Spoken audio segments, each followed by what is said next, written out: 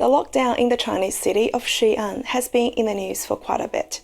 The city of Xi'an is known for its rich history and the famous terracotta warriors. Since the 23rd of December last year, this city of 14 million residents has turned into a ghost town. No one is walking on the street, only ambulance vehicles and police cars are allowed to move on the streets. Under this harsh lockdown, the general public's livelihood is destroyed. Even human life is disregarded in many cases. We will be reflecting on some of the real stories here today so that we can have some solid insights into China's COVID policy. Stay tuned. Welcome to Beyond the News, I'm Faye. First, let's have a close look at 3 real stories that happened in Xi'an during the lockdown. The stories of a pregnant woman, a father, and a hungry young man. On the 1st of January, a woman with an 8-month pregnancy had a stomachache. Her family tried to call for help. In China, the emergency numbers for ambulances and police are different. Her husband first tried the ambulance number, but was busy the whole time. Remember then Xi'an was in lockdown, so he ended up calling the police, and finally they got to the hospital. When they arrived, the hospital didn't let them in because their COVID negative tests were 4 hours overdue. The pregnant woman ended up waiting in front of the hospital for hours. Xi'an is in winter, and the temperature gets below 0 degrees in late night. You can see from the video that the woman was bleeding out and no one came out from the hospital to help her. After the hospital realized how urgent the situation was, they finally let her in and started treating her. Sadly, it was too late. Her 8-month-old baby didn't make it. According to the Epoch Times, what happened to this pregnant woman wasn't alone. There were numerous cases like these that happened in Xi'an during the lockdown. The second story was about an elderly man whose daughter posted the story on Weibo, the Chinese version of Twitter. It was in the afternoon of the 2nd of January. Her dad was having a heart attack. She called both the police number and the ambulance for help, but the ambulance people told her that they needed to wait. And the police said that they are not in charge of such matters. But Xi'an was already in lockdown, and without a special permission, a personal car wasn't allowed to be on the street. Around 2 p.m., the daughter was able to get a special permission and drove her dad to a nearby hospital.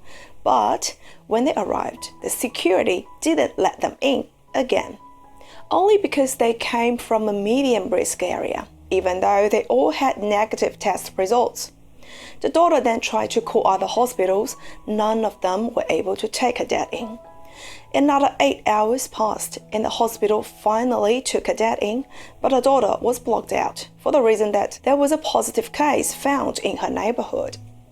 20 minutes after they sent her dad in, a doctor called her and said that it was too late to save her dad.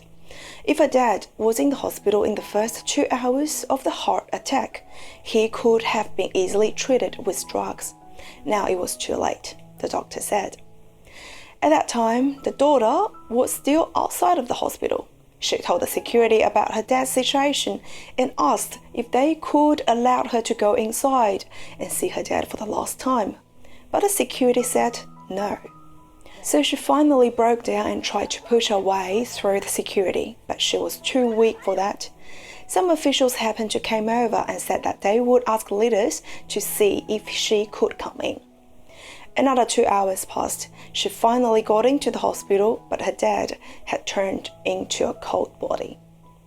The daughter wrote at the end of her post, "In my time with my father, I rarely used dad to call him. Usually our conversation was just blunt. Have you eaten yet? What are you doing?" But that night I was shouting dad over and over, not sure if he heard me. And the third story is about a hungry young man who was bashed up by officials. On the 31st of December, a video was spreading on the internet. From the video, we can see that a young man in white shirt had a bag of steamed buns. He was arguing with 4 to 5 local social workers. One social worker came behind him and took his phone and started punching and kicking him.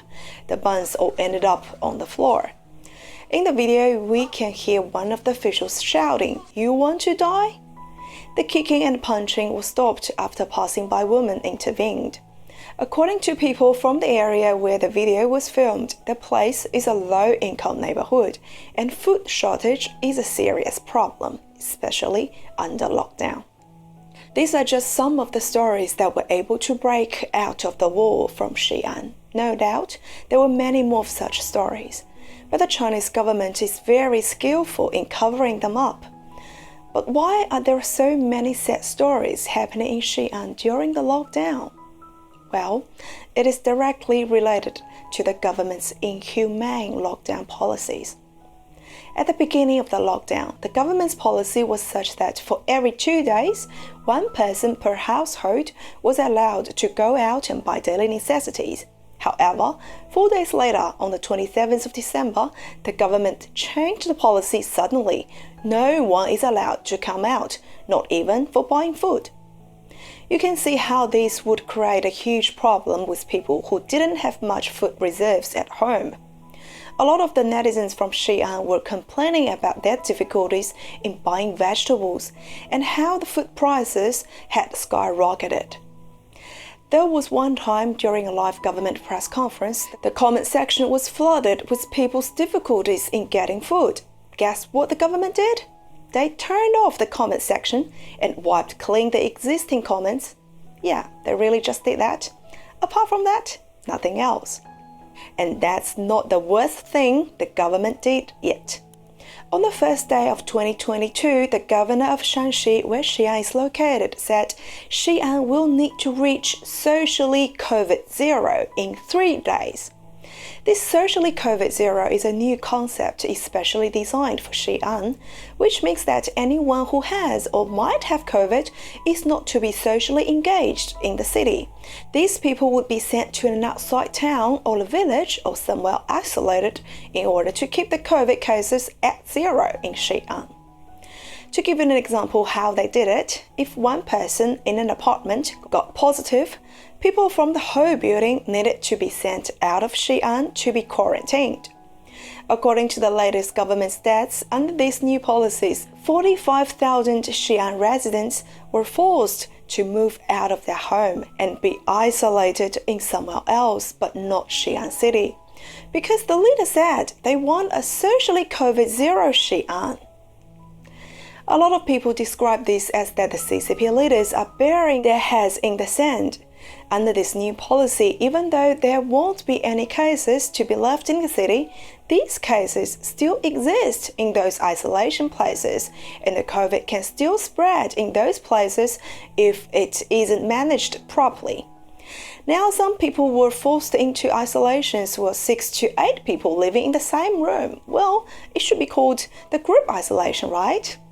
But then what about the cross-contamination issue? There were also people being isolated in the underground tunnels. Keep in mind that it is now winter time in Xi'an. It is often below 0 degrees Celsius. How are those people going to keep warm in the tunnels on cold winter nights? Furthermore, how would they keep their hygiene? But all these tyrannical moves were to serve one goal, that is COVID-0. And on the 5th of January, in a press conference, the Xi'an officials said that they have basically achieved socially 0 cases. In other words, they haven't actually reached 0 case. So why is the Chinese government so obsessed with COVID-0? Since pretty much every country around the world has decided to go coexisting with the COVID, yet China seems to be the only country still wanting to eliminate the virus completely. Well, it all thanks to the Chinese leader Xi Jinping. She views COVID-0 as one of his great achievements. Look, other countries are so weak and they have to coexist with the virus, but China is so powerful and we are able to defeat the virus. Therefore, in order to keep his achievement, he must double down on the lockdown policy. And we could foresee that 0 cases would be maintained in China. For Xi, 2022 is a key year because this is a decision year whether he can keep his crown within the party game. If there was any slip-up before the big decision day, his political enemies will use it to drag him down. If he changed his approach to coexist with the virus, that means he admitted his mistakes on COVID-0, which would give his enemies a good opportunity to tackle him. That is why Xi Jinping is and will be doubling down on the COVID-0 policies. And the timing is also a key factor. The Chinese Lunar New Year is just around the corner. A lot of Chinese people would be traveling back home before the Chinese New Year. Therefore, the harsh lockdown is to make sure that the COVID cases wouldn't be spread through people's New Year travel. Besides, Xi'an is not that far from Beijing, and the Beijing 2022 Winter Olympics is happening in 3 weeks. They certainly don't want the spread of the virus to interfere with the great event. So these are the main reasons why Xi Jinping from the very top of the gang is pushing for harsh COVID policies. So from now onwards, what will happen in Xi'an though? I think from the surface, everything will be going in the right direction. The media will only be reporting positive news. The government is already trying to do some damage control, making pregnant women and sick patients go to hospital more easily. On the other hand, the government will try even harder to censor bad news from the area. On the 5th of January, China's biggest message app, WeChat, said that anyone in Xi'an who spreads negative information will be banned. So it will be much harder for those stories to leak out. However, even though on the surface the situation will appear to be okay-ish, but those sad, tragic stories will still be there. People will be even more upset about the government's inhumane handling of things. Sooner or later, that anger would be released one way or another. Apart from that, I think from what the government has done in Xi'an, they will try to use this model in other cities when they have a COVID outbreak. Using the socially COVID-0 method, transfer any possible contactees to more remote areas and keep the city safe. As we speak, the Chinese city Tianjin is having an outbreak, and they have detected the Omicron variant.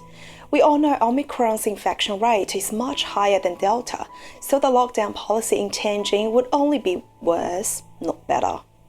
Right now, the government had implemented various lockdown measures, including banning all non-essential travel to and from Tianjin and compulsory COVID testing in the area. Now these policies will progress. We will have to wait and see. Alright, that's all for today. If you liked today's video, please don't forget to give me a like and subscribe to our channel and turn on the notification bell. Thank you for watching Beyond the News. I'm Faye. I'll see you again very soon.